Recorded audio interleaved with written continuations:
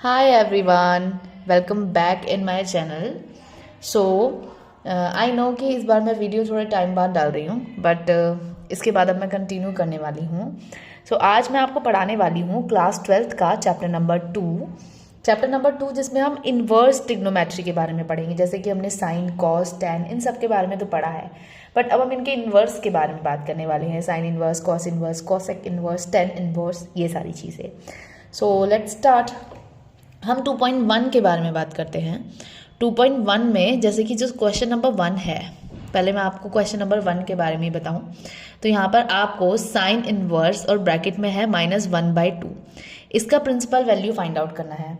Principal value जिसे हम हिंदी में मुख्य मान कहते हैं. तो आपको प्रिंसिपल वैल्यू या फिर मुख्य मान फाइंड आउट करना है इस वैल्यू का, इस क्वेश्चन का. तो इसमें इसका मुख्य मान या फिर प्रिंसिपल वैल्यू फाइंड आउट करने के लिए आपको सबसे पहले इम्पॉर्टेंट पता होना चाहिए कि यहाँ पर जो मेन चीज़ें होती हैं, जैसे कि जो प्रिंसिपल वैल्यू होती है वो एक पर्टिकुलर कंडीशन में वेरी करती है कि वो साइन के लिए इतने से इतने में ही होगी, कॉस के लिए वो इतने से इतने में ही होगी, टेन के लिए वो इतने से इतने में ही होगी. जैसे कि फॉर एग्जांपल ये, और ये जो डेट शीट, ये पूरी शीट है, ये आपकी बुक में आपको मिल जाएगी. जैसे कि ये है साइन इनवर्स. जो ये साइन इनवर्स है, इसकी जो वैल्यू होगी वो -π/2 से π/2 के बीच में रहेगी. और ये जो ब्रैकेट होता है, ये वाला, ये बिग ब्रैकेट होता है, इसका मतलब होता है कि इसमें π/2 -π/2 शामिल है और π/2 भी शामिल है. इनके बीच की जो वैल्यू होगी वो इसके प्रिंसिपल वैल्यू होगी, कॉस इनवर्स के लिए भी, कॉसेक इनवर्स के लिए भी. ये चीज़ें हैं. चलो ये बातें तो हमने कंसिडर कर ली. आपको ये टेबल याद होनी चाहिए. पहली चीज़, इस टेबल के बारे में पता होना चाहिए और ये टेबल आपके बुक में ही आपको मिल जाएगी. ये चीज़ें हमने देख ली हैं. अब और थोड़ा सा आगे की बात करते हैं. ये तो हमने देख लिया कि हाँ भाई ये हो रहा है. ओके, इस तरह से हम बात करते हैं. ओके, तो यहाँ पर क्या है, हमने देख लिया कि ये टेबल है, इसे याद करना है. इसको आप साइड रखते हैं. अब क्वेश्चन पर आते हैं. इसको मैंने आपको बता दिया, अब यूज़ कैसे करना है वो हम आते हैं, उसके बारे में पढ़ते हैं. देखो, जैसे कि लेट्स स्टार्ट. हमारे पास जो क्वेश्चन नंबर 1 है वो ये है. इसकी प्रिंसिपल वैल्यू फाइंड आउट करनी है हमको. अब इसके प्रिंसिपल वैल्यू फाइंड आउट करने के लिए आपको करना क्या क्या होगा वो देखते हैं. देखिए, जितने भी क्वेश्चन हैं सबको ऐसे ही फॉलो करना है, सबको ऐसे ही सॉल्व करना है. आपको मैं 1 या 2 क्वेश्चन बताने वाली हूँ. आपको उसके जो बचे हुए क्वेश्चन है ना, वो सब होमवर्क करने हैं, और जो नहीं आएगा वो आप मुझे कमेंट में पूछेंगे. ये है, इसको हम लेट कर लेते हैं.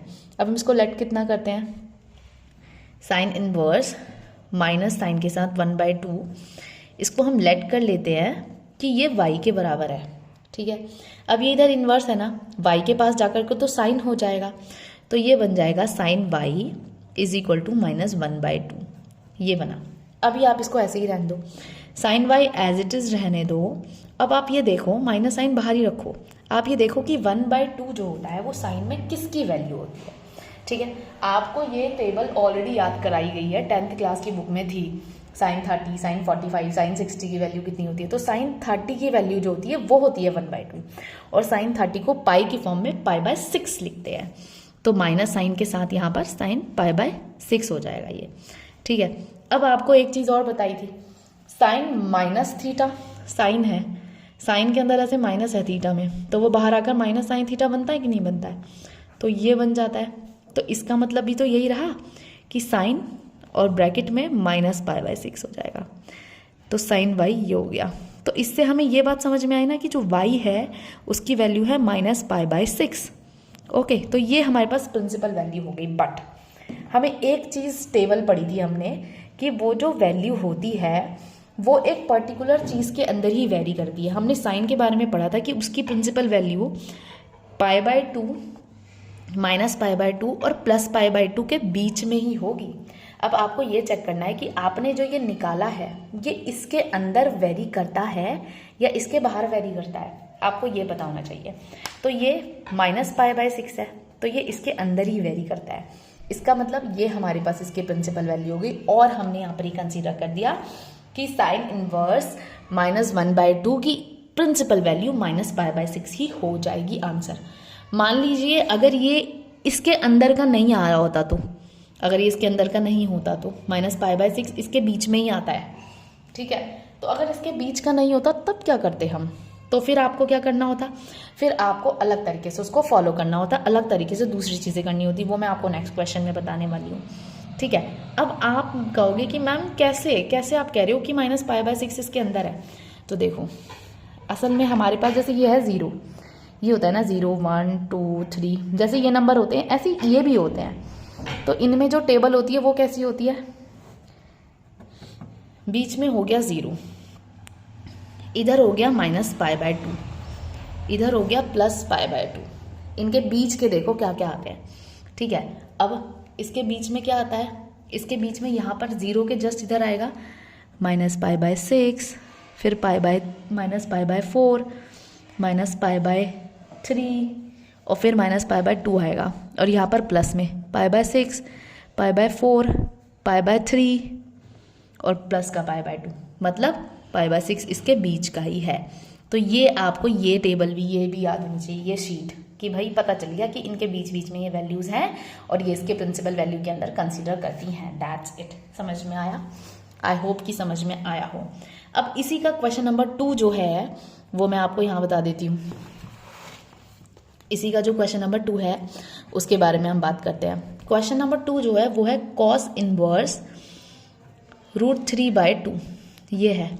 ठीक है, अब इसे भी वैसे ही करना है, सारे क्वेश्चंस को ऐसे ही फॉलो करना है। यहाँ पर भी हमें ऐसे ही करना है कि लेट कर लो भाई कि cos इनवर्स √3/2 को आप लेट कर लो y, ये cos इसके साथ चला जाएगा और जब y के साथ चला जाएगा तो cos y हो जाएगा। तो भाई cos y हो गया इज इक्वल टू √3/2। अब यहाँ पर भी आपको पता होना चाहिए कि भाई cos में √3/2 किसकी वैल्यू होती है। ठीक है, तो cos में √3/2 30 की वैल्यू होती है, तो cos में भी ऐसे ही cos 30 मतलब π/6, तो y की वैल्यू हो गई π/6। यहाँ पर माइनस का चक्कर ही नहीं था, प्लस π/6 हो गया। ठीक है, अब y की वैल्यू प्लस π/6 आ गई। अब π/6 में भी हमें यहाँ पर यही देखना है कि भाई cos के लिए उसकी प्रिंसिपल वैल्यू का स्कोप कितना था। फिर से आप इस शीट पे आ जाओ, देखो आपको दिख रहा है 0 से π के बीच में, तो 0 से π के बीच में है, तो 0 से π के बीच में मतलब π/6 बिल्कुल आता है। माइनस होता तो नहीं आता है ना। 0 से π/6 मतलब 0 यहाँ है, 0 के बाद π/6, π/4, π/3, π/2 और फिर π, तो इसके बीच में आ रहा है ना, तो π/6 आ रहा है। इसका मतलब इसकी प्रिंसिपल वैल्यू π/6 वैलिड करती है और π/6 इसकी प्रिंसिपल वैल्यू या फिर मुख्य मान हो जाएगा। बताओ समझ में आया? आई होप कि आपको ये क्वेश्चन समझ में आ रहे होंगे। अब अभी तक जितने भी दोनों क्वेश्चन हमने करे वो उसकी जो मेन लिमिट्स थी उनके बीच में ही आ रहे थे प्रिंसिपल वैल्यू। अब देखते हैं कि आगे के जितने भी क्वेश्चन हैं उनमें से कौन सा ऐसा होगा। अब देखो जैसे कि ये 2.1 है, इसके जितने भी क्वेश्चन हैं ये सारे के सारे आपको कर लेने हैं। पहला वाला मैंने आपको बताया, सेकंड वाला आपको मैंने दूसरा भी बता दिया। अब बाकी जो ये बचे हुए हैं ये आपको खुद से कर लेने हैं। अब इनमें से मैं कोई एक ऐसा क्वेश्चन देखती हूँ जिसमें आपकी जो प्रिंसिपल वैल्यू है उसके बीच में नहीं आ रही होगी, और उसके बीच में नहीं आ रही होगी तो उस केस में कैसे उसको कंसीडर करना है वो आपको मैं बताने वाली हूँ। जैसे कि इसका क्वेश्चन नंबर 3 जो है वो कॉसेक इनवर्स और ब्रैकेट में 2 है ना। अब कॉस पे 2 की वैल्यू क्या होती है, 2 किसकी वैल्यू होती है, कॉसेक में कितनी किसकी होती है, 30 होती है। तो कॉसेक में 30 होती है, थर्ड वाला क्वेश्चन देखो, कॉसेक में 30 होती है 2 की वैल्यू, तो π/6 हो जाएगा। अब कॉसेक की लिमिट देख लेते हैं, कॉसेक की हाँ बिल्कुल इसके बीच में ही आएगी, तो इसकी वैल्यू भी π/6 हो जाएगी। तो मोस्टली जो क्वेश्चन है वो इसके बीच में वेरी कर रहे हैं, तो आपको यही करना है, आपको ये होमवर्क से फॉलो करना है। और अगर किसी क्वेश्चन में ऐसा नहीं होता कि उसके बीच में नहीं वेरी करती, वैसे तो मैं नेक्स्ट क्लास में आपको बताने वाली हूँ, लेकिन फिर भी अगर ऐसा होगा कि आपको नहीं पता चलेगा कि आगे कैसे करना है, किसी में अगर नहीं आएगी तो फिर आप मुझे पूछोगे, मैं आपको उसका आंसर करूँगी कि हाँ भाई ये है और आपको इसमें कंसिडर करना है, ये इसके बीच की वैल्यू नहीं आती है। जैसे कि क्वेश्चन नंबर 5 देख लेते हैं।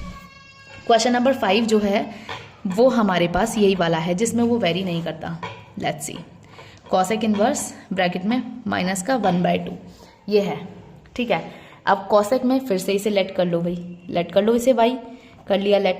अब कॉस y हो गया -1/2 हो गया, कॉस y माइनस साइन बाहर आ जाएगा और ये हो जाएगा कॉस में 1/2 60 की होती है तो π/3 हो जाएगा।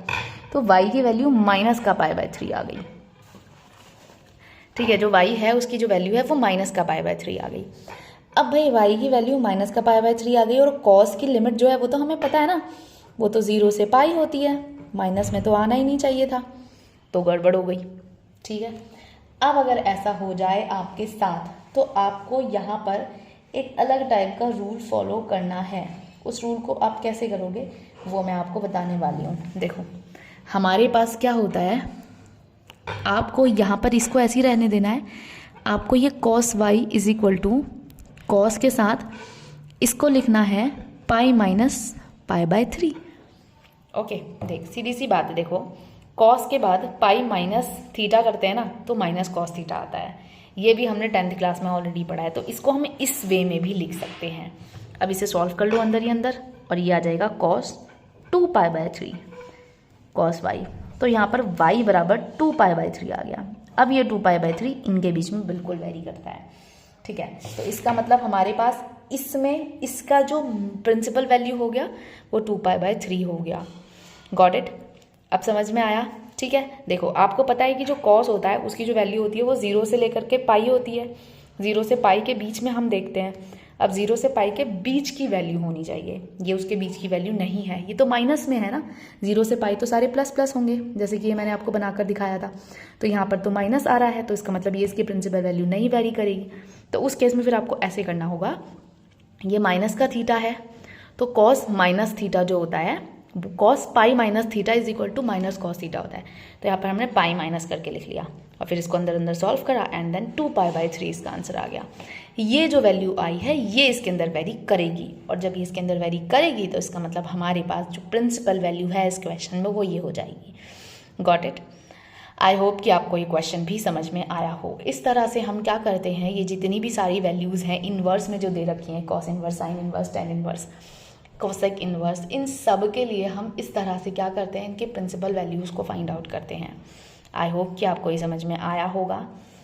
और अगर कोई क्वेश्चन नहीं समझ में आया या फिर अगर कोई डाउट है, ठीक है, तो आप मुझे बिल्कुल मैसेज कर सकते हैं, कमेंट कर सकते हैं, मैं आपका डाउट ज़रूर क्लियर करने वाली हूँ।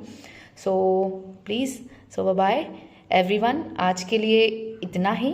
2.1 में हमने इसके स्टार्टिंग के जो प्रिंसिपल वैल्यूज़ निकालने वाले क्वेश्चन है वो सारे लगभग कर ही लिए हैं, वो सारे आपको खुद कर लेने हैं। अगर कोई डाउट होगा तो आप मुझसे पूछ लेना, बाकी सारे एक जैसे ही हैं, लेकिन अगर किसी क्वेश्चन में डाउट होता है तो मैं आपका डाउट ज़रूर सॉल्व करने वाली हूँ। सो हमने 2.1 का क्वेश्चन नंबर 1 के सारे कर ही लिए हैं। इसके आगे हम नेक्स्ट वीडियो में इसके आगे का कंटिन्यू करेंगे। तब तक के लिए bye bye everyone, and please like my video, share my video and also subscribe my channel. Bye bye.